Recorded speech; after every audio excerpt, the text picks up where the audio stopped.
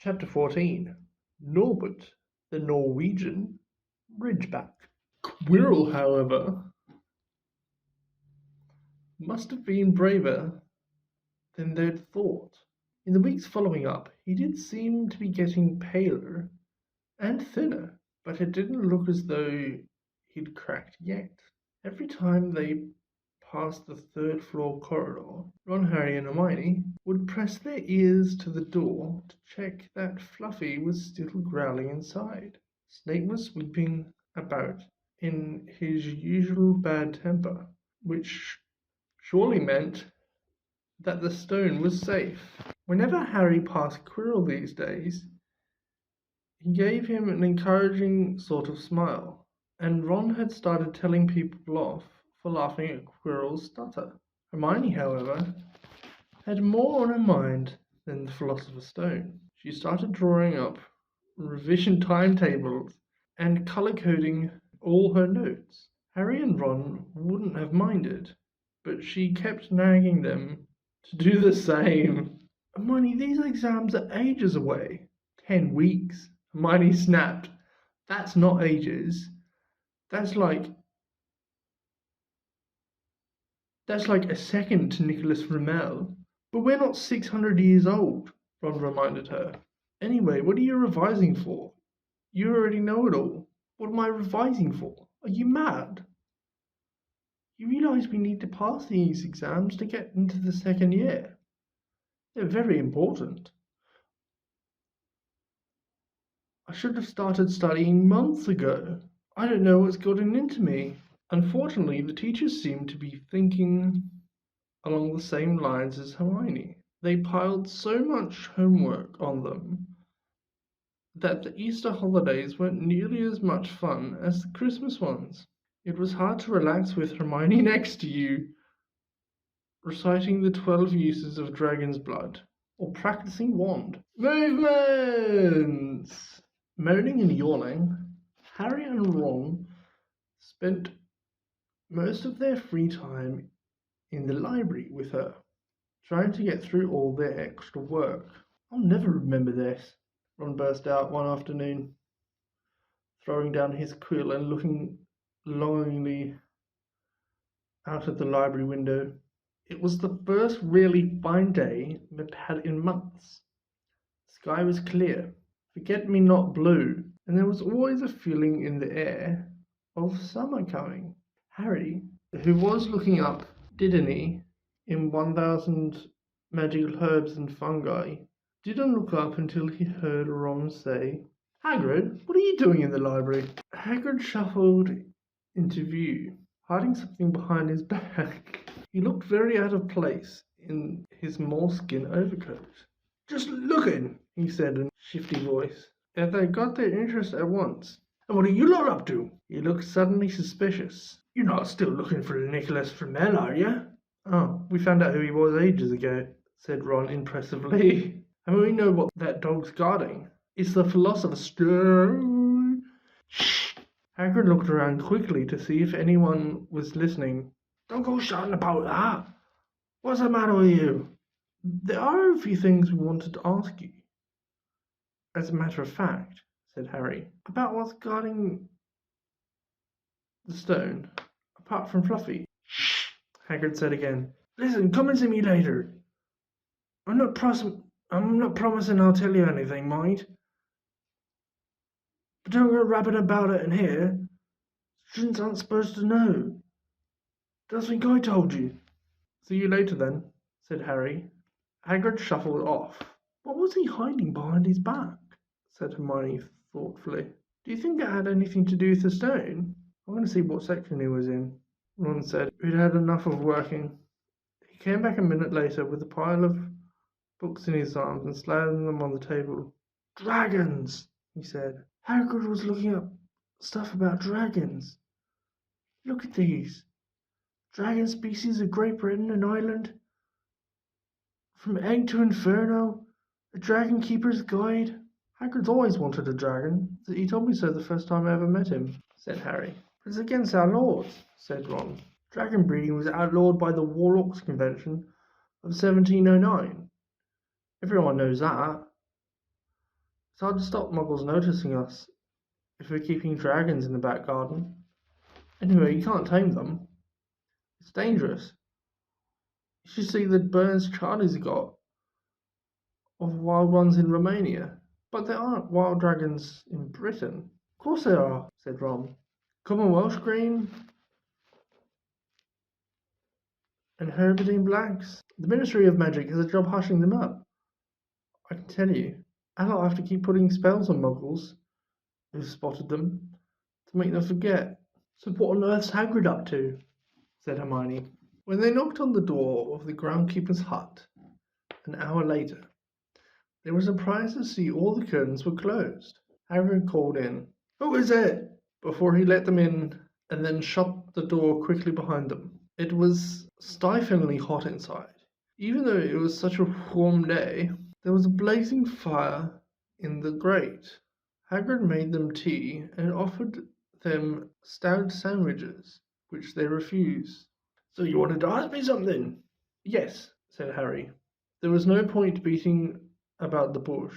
"We were wondering if you could tell us what's guarding the Philosopher's Stone, apart from Fluffy." Hagrid frowned at him. "Of course I can't," he said. "Number one, I don't know myself. Number two,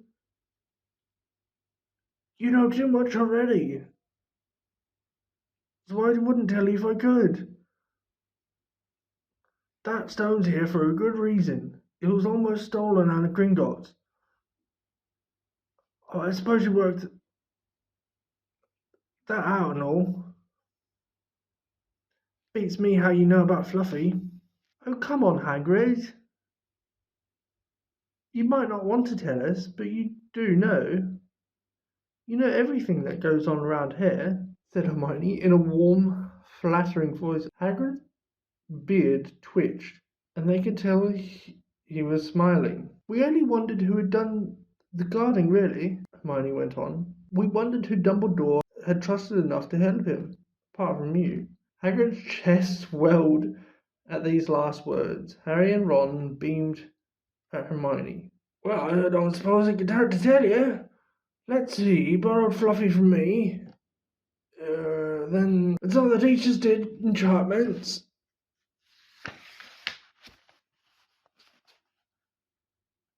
Professor Sprout, Professor Flitwick, Professor McGonagall." He ticked them off on his fingers.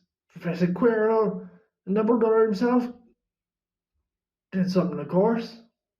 Hang on, I forgot one. Oh yeah, Professor Snape." "Snape?" "Yeah."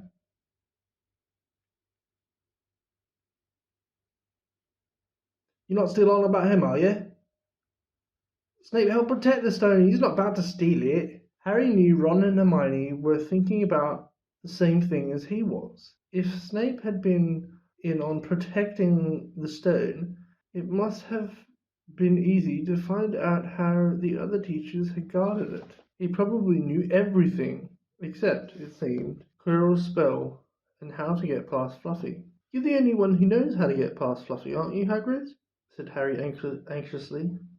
"You wouldn't tell anyone, would you? Not even one of the teachers?" "Not a soul knows how. Except me and Dumbledore," said Hagrid proudly. "Well, that's something," Harry muttered to the others.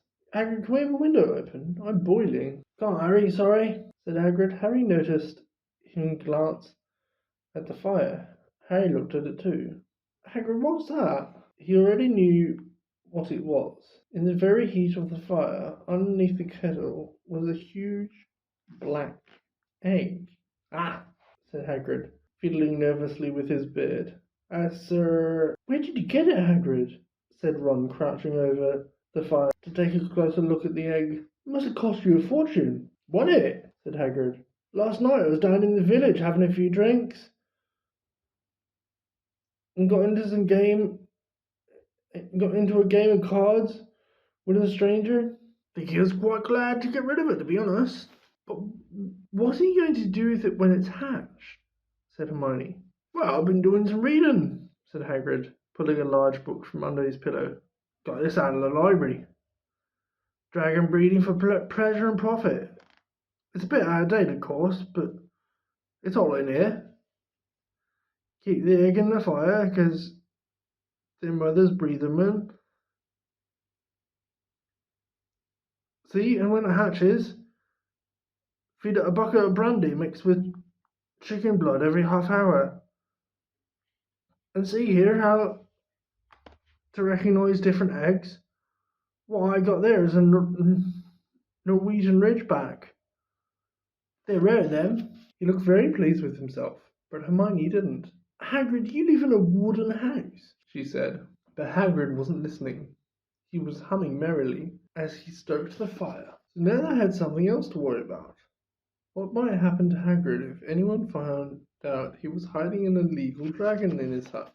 Wonder what it's like to have a peaceful life, Ron sighed, as evening after evening they struggled through all the extra homework. Hermione had now started making revision timetables for Harry and Ron too. It was driving them mad. Then one breakfast time, Hedwig brought Harry another note from Hagrid. He had written only 2 words. It's hatching. Ron wanted to skip herbology to go straight down to the hut. Hermione wouldn't hear of it. Hermione, how many times in our lives are we going to see a dragon hatching? We've got lessons. We'll get into trouble. And that's nothing what Hagrid's going to be in when someone finds out what he's doing. Shut up, Harry whispered. Malfoy was no less than a metre away, and he had stopped dead to listen. How much had he heard? Harry didn't like the look on Malfoy's face at all. Ron and Hermione argued all the way to herbology, and in the end Hermione agreed to run down to Hagrid's with the other 2 during morning break. When the bell sounded from the castle at the end of their lesson, the 3 of them dropped their trowels at once and hurried through the grounds to the edge of the forest. Hagrid greeted them looking flustered and excited. It's nearly out! He ushered them inside. The egg was lying on the table. There were deep cracks in it. Something was moving inside. A funny clicking noise was coming from it. They all drew their chairs up to the table and watched with bated breath. All at once was a scraping noise, and the egg split open. The baby dragon flopped on the table. It wasn't exactly pretty, Harry thought. It looked like a crumpled black umbrella. Its spiny wings were huge compared to its skinny jet body, and it had a long snout with wide nostrils, stubs of horn, and bulging orange eyes. It sneezed. A couple of sparks flew out of its snout. Isn't he beautiful? Hagrid murmured. He reached out a hand to stroke the dragon's head. It snapped at his fingers, showing pointed fangs. Bless him! Look, he knows his mummy, said Hagrid. Hagrid, said Hermione, how fast do Norwegian Ridgebacks grow exactly? Hagrid was about to answer when the colour suddenly drained from his face. He leapt to his feet and ran to the window. What's the matter? Someone was looking through the gap in the curtains. It's a kid who's running back to the school. Harry bolted to the door and looked out. Even at a distance, there was no mistaking him. Malfoy had seen the dragon. Something about the smile lurking on Malfoy's face during the next week had Harry, Ron and Hermione very nervous. They spent most of their free time in Hagrid's darkened hut, trying to reason with him. Just let him go, Harry urged. Set him free. I can't, said Hagrid. He's too little. He'd die. They looked at the dragon. It had grown 3 times in length in just a week. Smoke kept filling out of its nostrils. Hagrid hadn't been doing his gamekeeping duties because the dragon was keeping him so busy. There were empty brandy bottles and chicken feathers all over the floor. I've decided to call him Norbert, said Hagrid, looking at the dragon with its misty eyes. He really knows me now. Watch. Norbert, where's Mummy? He's lost his marbles, Ron muttered in Harry's ear. Hagrid, said Harry loudly, give it a fortnight and Norbert's going to be as long as your house. Malfoy could go tell Dumbledore at any moment. Harry bit his lip. I know I can't keep him forever. But I just But I can't just dump him, can I? I can't just dump him, I can't. Harry suddenly turned to Ron. Charlie, he said, you're losing it too. I'm Ron, remember? No, Charlie, your brother Charlie, in Romania, studying dragons. We can send Norbert to him. Charlie can take care of him and then put him back in the wild. Brilliant, said Ron. How about that, Hagrid? And in the end, Hagrid agreed that they could send an owl to Charlie to ask him.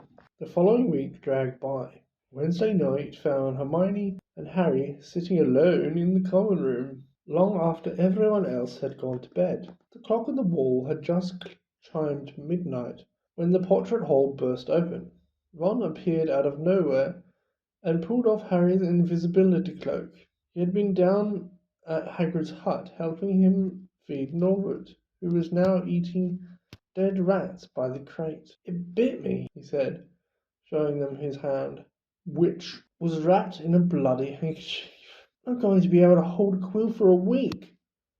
I'm telling you, that dragon's the most horrible animal I've ever met. But the way Hagrid goes on about it, you'd think it was a fluffy little bunny rabbit. When it bit me, he told me off for frightening it. And when I left, he was singing it a lullaby. There was a tap on the dark window. It's Hedwig, said Harry, hurrying to let her in. She'll have Charlie's answer. The three of them put their heads together to read the note. Dear Ron, how are you? Thanks for the letter. I'd be glad to take the Norwegian Ridgeback, but it won't be easy getting him here. I think the best thing will be to send him over with some friends of mine who are coming to visit me next week. Trouble is, they mustn't be seen carrying an illegal dragon. Could you get the Ridgeback up to the tallest tower at midnight on Saturday? They can meet you there and take him away while it's still dark. Send me an answer as soon as possible. Love, Charlie. They looked at each other. We've got the invisibility cloak, said Harry. It shouldn't be too difficult. I think the cloak's big enough to cover two of us, and Norbert. It was a mark of how bad the last week had been that the other two agreed with him. Anything to get rid of Norbert and Malfoy. There was a hitch. By the next morning, Ron's bitten hand had swollen to twice its usual size. He didn't know whether it was safe to go to Madame Pomfrey. Would she recognize a dragon bite? By the afternoon, though, they had no choice. The cut had turned a nasty shade of green. It looked as if Norbert's fangs were poisonous. Harry and Hermione rushed up to the hospital wing at the end of the day to find Ron in a terrible state in bed. It's not just my hand, he whispered, although that feels like it's about to fall off. Malfoy told Madame Pomfrey he wanted to borrow one of my books so he could come and have a good laugh at me. He kept threatening to tell her what really bit me. I told her it was a dog, but I don't think she believes me. I shouldn't have hit him at the Quidditch match. That's why he's doing this. Harry and Hermione tried to calm Ron down. It'll be all over at midnight on Saturday, said Hermione. But this didn't soothe Ron at all. On the contrary, he sat bolt upright and broke into sweat. Midnight on Saturday, he said in a hoarse voice. Oh no, I just remembered. Charlie's letter was in that book Malfoy took. He's gonna know we're getting rid of Norbert. Harry and Hermione didn't get a chance to answer. Madame Pomfrey came over at that moment and made them leave, saying Ron needed sleep. It's too late to change the plan now, Harry told Hermione. We haven't got time to send Charlie another hour, and this could be our only chance to get rid of Norbert. We have to risk it.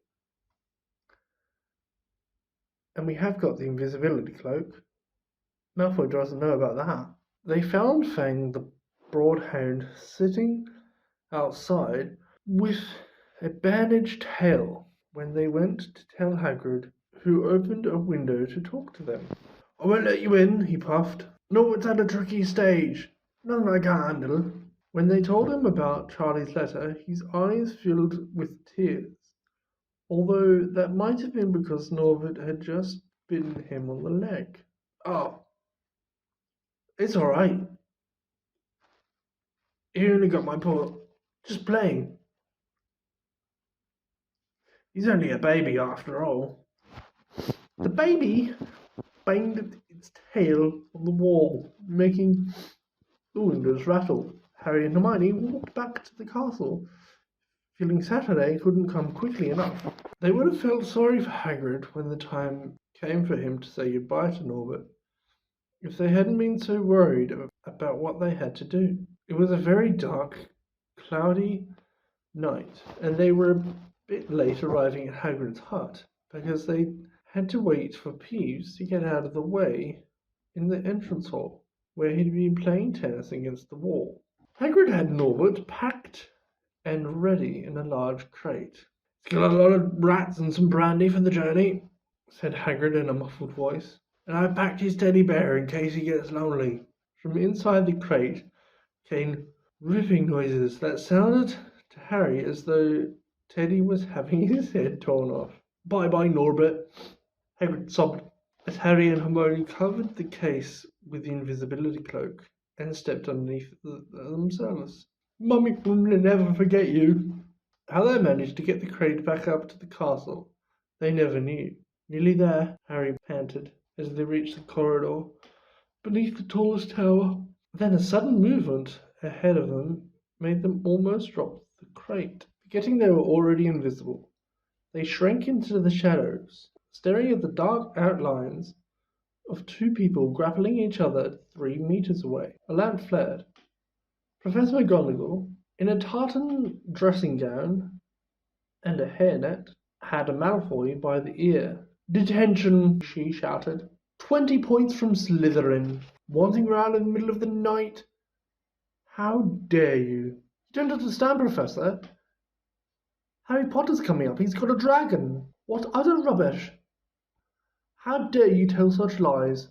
Come on, I shall see Professor Snape about you, Malfoy. The steep spiral staircase up to the top of the tower seemed the easiest thing in the world after that. Not until they stepped out into the cold night did they throw off the cloak. Glad to be able to breathe again. Hermione did a sort of jig. "Malfoy's got detention. I can sing." "Don't," Harry advised her. Chuckling about Malfoy, they waited. Norbert thrashing about in his cage. About 10 minutes later, 4 broomsticks came swooping down out of the darkness. Charlie's friends were a cheery lot. They showed Harry and Hermione the harness they'd rigged up, so they could suspend Norbert between them. They all helped buckle Norbert safely into it. And then Harry and Hermione shook hands with the others and thanked them very much. At last Norbert was gone. They slipped back down the spiral staircase, their hearts as light as their hands. No more dragon, Malfoy in detention. What could spoil their happiness? The answer to that was waiting for them at the foot of the stairs. As they stepped into the corridor, Filch's face loomed suddenly out of the darkness. "Well, well, well, we are in trouble." They'd left the invisibility cloak on top of the tower. How? I'm nearly out of my sight. Well, no, I suppose I would have no choice. Right, it's so fucking retarded. How are we gonna get up there without being seen.